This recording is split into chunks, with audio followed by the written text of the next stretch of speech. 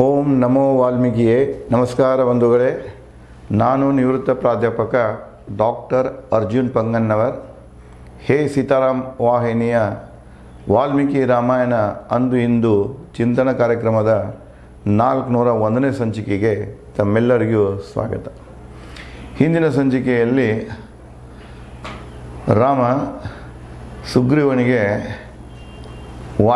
ವಾಲಿಯ ವೈರತ್ವದ ನಿಜವಾದ ಕಾರಣ ಕೇಳಿದಾಗ ಸುಗ್ರೀವ ಮಾಯಾವಿ ಮತ್ತು ವಾಲಿ ನಡೆದಂತಹ ಯುದ್ಧದ ಕಥೆಯನ್ನು ಹೇಳ್ತಾ, ಬಿಲದಲ್ಲಿ ಇಬ್ಬರು ಹೋಗ್ತಾರೆ, ಒಂದು ವರ್ಷಕ್ಕೆ ನಾನು ಅಲ್ಲಿ ಕಾಯ್ತೇನೆ ನಮ್ಮನ್ನ ಬರೋ ದಾರಿಯನ್ನು, ಆದರೆ ಒಳಗಿನಿಂದ ರಾಕ್ಷಸರ ಧ್ವನಿ ಕೇಳ್ತದ, ರಕ್ತದ ಕೋಡಿ ಹರಿತದ ವಿನಃ ವಾಲಿಯ ಯಾವುದೇ ಸದ್ದು ಕೇಳಿ ಬರಲಿಲ್ಲ. ಅದಕ್ಕಾಗಿ ನಾನೇನು ಮಾಡಿದೆ ಅಂದರೆ, ಆ ಬಿಲಕ್ಕೆ ದೊಡ್ಡ ಬಂಡೆಗಲ್ಲನ್ನು ಮುಚ್ಚಿ ಮರಳಿ ನಾನು ಕಿಷ್ಕಿಂಧೆಗೆ ಬಂದೆ. ಕಿಷ್ಕಿಂಧದ ಜನ ಎಲ್ಲ ಸೇರಿಕೊಂಡು, ಮಂತ್ರಿಗಳು ಸೇರಿಕೊಂಡು ನನ್ನನ್ನು ಪಟ್ಟಕ್ಕೆ ಗಟ್ಟಿದರು. ಆದರೆ ಕೆಲವೊಂದು ದಿನಗಳು ಮುಗಿದ ನಂತರ ವಾಲಿ ಪ್ರತ್ಯೇಕನಾದ. ನಾನು ಅವನಿಗೆ ನಡೆದ ಘಟನೆಯೆಲ್ಲ ಹೇಳಿದೆ, ಮನವರಿಕೆ ಮಾಡಲಿಕ್ಕೆ ಪ್ರಯತ್ನ ಮಾಡಿದೆ, ಆದರೂ ಮನವರಿಕೆ ಆಗಲಿಲ್ಲ. ಅವನು ನನ್ನ ಪ್ರಜೆಗಳ ಮುಂದೆ, ಮಂತ್ರಿಗಳ ಮುಂದೆ ಸಿಕ್ಕಾಪಟ್ಟೆ ನನ್ನನ್ನು ಅವಮಾನ ಮಾಡ್ತಾ ನಡೆದದ್ದನ್ನು ಹೇಳಿದ. ಅವನು ಅದನ್ನೇ ಹೀಗೆ ಮುಂದುವರಿಸ್ತಾರೆ. ಹುಡುಕಿ ಮಾಯಾವಿ ಅವನ ಸಂಬಂಧಿಗಳನ್ನು ಸಂಹರಿಸಿ ತಕ್ಷಣ ಅವರೆಲ್ಲರನ್ನು ರಕ್ತದ ಮಡುವಿನ ಬಿದ್ದ ಮಾಯಾವಿ ನರಳುತ್ತಾ ರಕ್ತ ಕೋಡಿಯೇ ಹರಿಯಿತು ಬಿಲದ ಹೊರಗು. ಬಿಲದ ದ್ವಾರ ಮುಚ್ಚಿದ್ದರಿಂದ ದಾರಿ ತೋಚಲಿಲ್ಲ ನನಗೆ. ನಾ ಏನು ಮಾಡಿದೆ, ಮಾಯಾವಿನ ಹೊಡೆದುಕೊಂಡೆ, ರಕ್ತ ಸೋರಾಕಿತ್ತು. ಮುಂದೆ ಬಂದು ನೋಡ್ತೇನೆ, ಬಿಲದ ದ್ವಾರ ಮುಚ್ಚಿಬಿಟ್ಟಿದೆ. ಮುಚ್ಚಿಬಿಟ್ಟಾಗ ಅವಾಗ ನನಗೇನು ದಾರಿ ತೋಚಲಿಲ್ಲ, ಹ್ಯಾಂಗೆ ಹೊರಗೆ ಬರಬೇಕಂತೇಳಿ ನಾನು ಆ ವೇಳೆದಾಗ ಏನು ಮಾಡಿದೆ ಅಂದರೆ, ಸುಗ್ರೀವ ಎಂದು ಕೂಗಿದೆ, ನಿರಾಶೆಯಾದೆ ಉತ್ತರ ಬಾರದೆ. ನಾನು ಸುಗ್ರೀವ ಅಂತ ಹಲವಾರು ಸಲ ಕೂಗಿದೆ. ನನಗೆ ಹೊರಗಿನಿಂದ ಯಾವುದೇ ಉತ್ತರ ಬರಲಿಲ್ಲ, ಸುಗ್ರೀವನಿಂದ ಯಾವುದೇ ಉತ್ತರ ಬರದಕ್ಕಾಗಿ ನಾನು ನಿರಾಶೆಯಾದೆ ಅಂತ ಹೇಳ್ತಾನೆ. ಒದ್ದು ಗವಿ ದ್ವಾರದ ಬಂಡೆ ತೆರೆದು ಗವಿಯಿಂದ ನೇರ ಬಂದಿರುವೆ ಇಲ್ಲಿ. ಅವ ಪ್ರಜೆಗಳ ಮುಂದೆ ಹೇಳ್ತಿರ್ತಾನೆ, ನಮ್ಮ ತಮ್ಮ ಸುಗ್ರೀವ ನನಗೆ ಮೋಸ ಮಾಡಿ ಬಂದಾನ ಅಂತ ತನ್ನ ಪ್ರಜೆಗಳ ಮುಂದೆ ಇದನ್ನ ಕಥೆಯನ್ನು ಹೇಳ್ತಿರ್ತಾನೆ.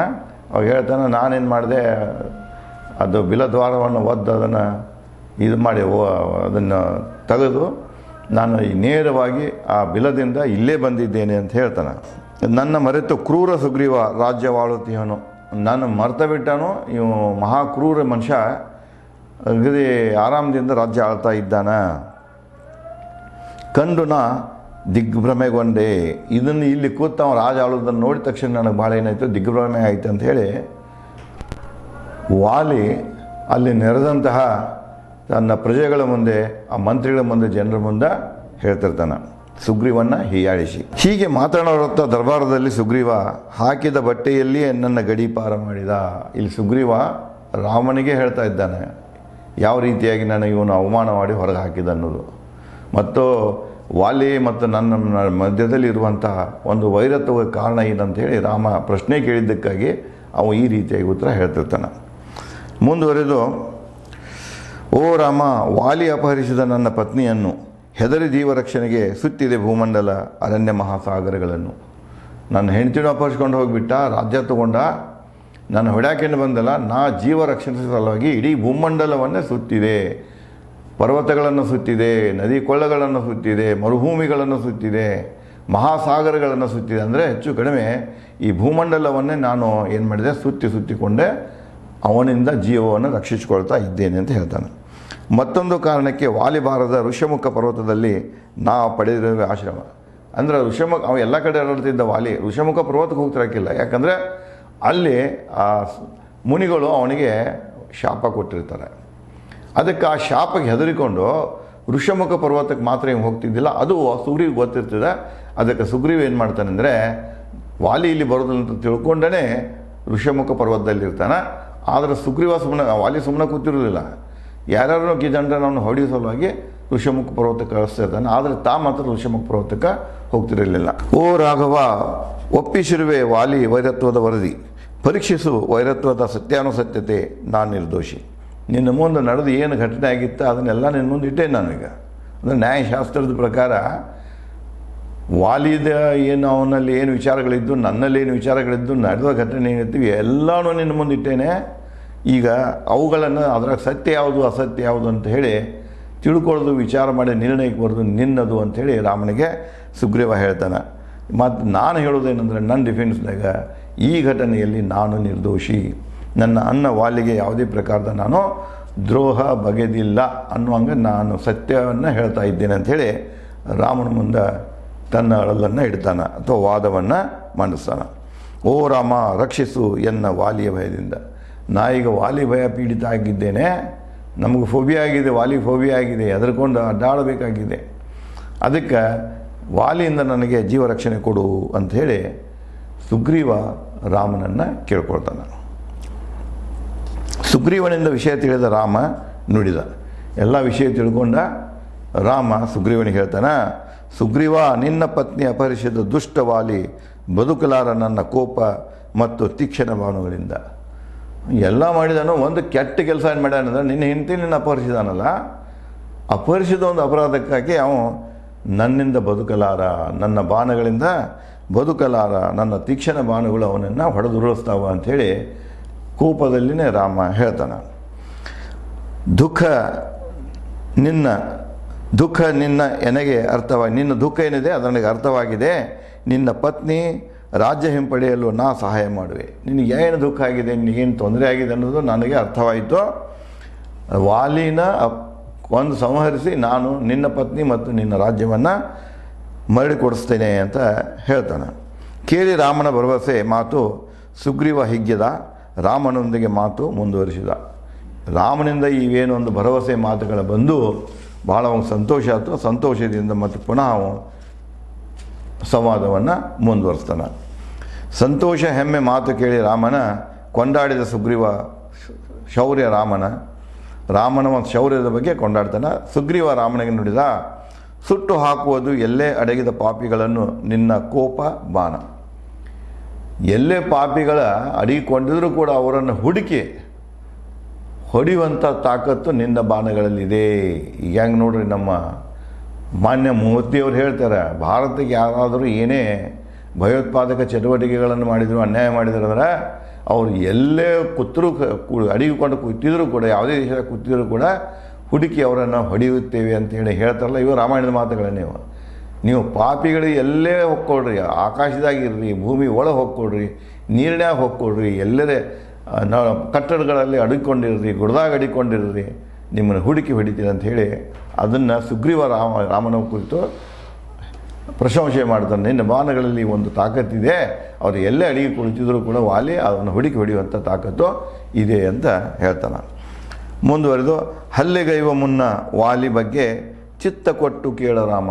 ನೀಗ ನನಗೇನು ಭರವಸೆ ಕೊಟ್ಟು ವಾಲಿನ ಹೊಡಿತೀನಂತ ಆಯಿತು, ಆದರೆ ವಾಲಿನ ಹೊಡೆಯುವ ಪೂರ್ವದಲ್ಲಿ ಕೆಲವೊಂದು ಎಚ್ಚರಿಕೆ ಮಾತುಗಳನ್ನು ನಿನಗೆ ಹೇಳ್ತೇನೆ. ವಾಲಿ ಬಗ್ಗೆ ಕೆಲವು ಎಚ್ಚರಿಕೆ ಮಾತುಗಳನ್ನು ನಿನಗೆ ಹೇಳ್ತೇನೆ, ಅದಕ್ಕೆ ಲಕ್ಷ್ಯ ಕೊಟ್ಟು ಕೇಳು ರಾಮ ಅಂಥೇಳಿ ಸುಗ್ರೀವ ರಾಮನಿಗೆ ಹೇಳ್ತಾನೆ. ವಾಲಿ ನಿತ್ಯ ಸೂರ್ಯದೇವನಿಗೆ ಜಲ ಅರ್ಪಣೆ ಮಾಡುವನು. ಅವ ಯಾರ ಭಕ್ತಪ್ಪ ಅಂದ್ರೆ ಸೂರ್ಯನ ಭಕ್ತ.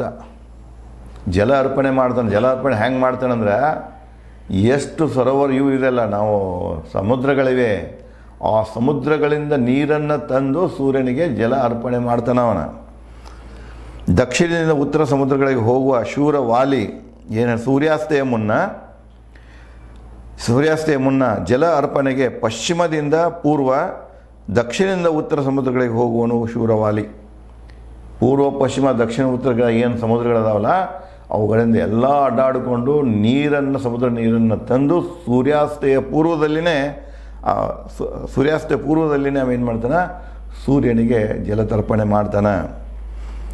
ಪರ್ವತ ಶಿಖರ ಬಂಡೆಗಳನ್ನು ಆಡಬಲ್ಲ ಚೆಂಡಿನಂತೆ.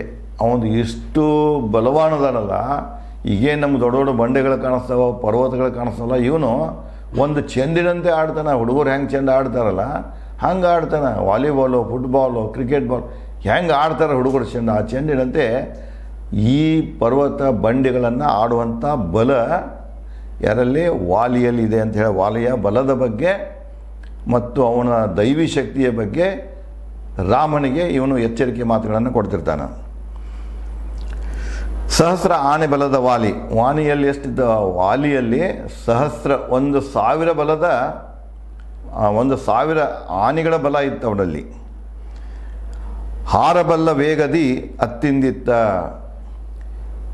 ಅವ ನೀರು ಹೆಂಗೆ ತರ್ತಿದ್ದಂದ್ರೆ ಪೂರ್ವ ಪಶ್ಚಿಮ ದಕ್ಷಿಣ ಉತ್ತರದ ಸಮುದ್ರಗಳಿಂದ ಆ ಸ್ಪೀಡ್ ಹಾರ್ತಿದ್ದ. ಒಂದು ಕಡೆಯಿಂದ ಇನ್ನೊಂದು ಕಡೆ ಸಮುದ್ರ, ದಕ್ಷಿಣ ಸಮುದ್ರದಿಂದ ಉತ್ತರ ಸಮುದ್ರಕ್ಕೆ, ಪೂರ್ವದಿಂದ ಪಶ್ಚಿಮ ಸಮುದ್ರಕ್ಕೆ ಹಾರಿ ಕೆಲವೇ ಗಳಿಗೆಗಳಲ್ಲೇ ನೀರನ್ನು ಕೂಡ ಹಾಕಿ ಜಲತರ್ಪಣೆ ಮಾಡ್ತಿದ್ದ. ಅಂದ್ರೆ ಅಷ್ಟು ಸ್ಪೀಡ್ನಲ್ಲಿ ಅವನು ಹಾರ್ತಿದ್ದ.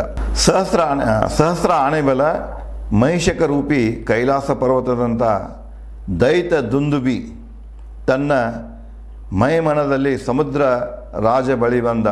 ಒಂದು ಮುಂದುವರೆದ ಕತೆ ಹೇಳ್ತಾನೆ. ಏನಪ್ಪ ಅಂದ್ರೆ, ಒಬ್ಬ ದುಂದುಬಿ ಅಂದರೆ ಯಾರ ಮಾಯಾವಿ ತಮ್ಮ. ದುಂದುಬಿ ಏನು ಮಾಡ್ತಾನೆ, ಸಹಸ್ರ ಆನೆ ಬಲದ ಮಹಿಷಕ ರೂಪದಂಥ ಯಾರು ದುಂದುಬಿ ಕೈಲಾಸ ಪರ್ವತದ ಕೈಲಾಸ ಪರ್ವತದಂಗೆ ಇದ್ದ ದೈತ ದುಂದುಬಿ ತನ್ನ ಮೈಮದದಲ್ಲಿ, ತನ್ನ ಒಂದು ದೇಹದ ಬಲದ ಸೊಕ್ಕಿನಲ್ಲಿ ಏನು ಮಾಡ್ತಾನೆ, ಮದದಲ್ಲಿ ಸಮುದ್ರ ರಾಜನ ಬಳಿ ಬರ್ತಾನೆ. ಮುಂದೆ ಈ ದುಂದುಬಿ ಕಥೆಯನ್ನು ಇಲ್ಲಿ ಸುಗ್ರೀವ ಯಾಕೆ ಹೇಳ್ತಾ ಇದ್ದಾನೆ, ಅಲ್ಲಿ ಮತ್ತೇನು ಘಟನೆ ಆಗ್ತಿದೆ ಅನ್ನೋದನ್ನು ನಾನು ತಮಗೆ ಮುಂದಿನ ಸಂಚಿಕೆಯಲ್ಲಿ ಹಂಚಿಕೊಳ್ಳುತ್ತೇನೆ. ಧನ್ಯವಾದಗಳು.